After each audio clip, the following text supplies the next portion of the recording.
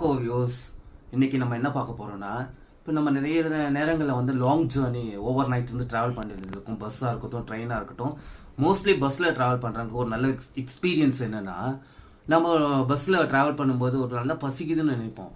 ஆனால் டிரைவரோ கண்டக்டரோ ஒரு இடத்துல போய்ட்டு பஸ்ஸு போடுவாங்க. அந்த இடம் இந்த ரெஸ்டாரண்ட் பார்த்தீங்கன்னா சாப்பிடவே முடியாத ஒரு இடமா இருக்கும். இந்த ஃபுட்டோட வெரைட்டி வந்து ரொம்ப சாப்பிடவே கஷ்டமாக இருக்கும். அந்த மாதிரி இடத்துல வந்து ஒரு பஸ்ஸை போட்டுருவாங்க.